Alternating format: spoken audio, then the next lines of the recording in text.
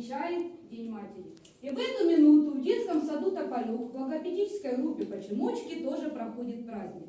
Смотрите прямую трансляцию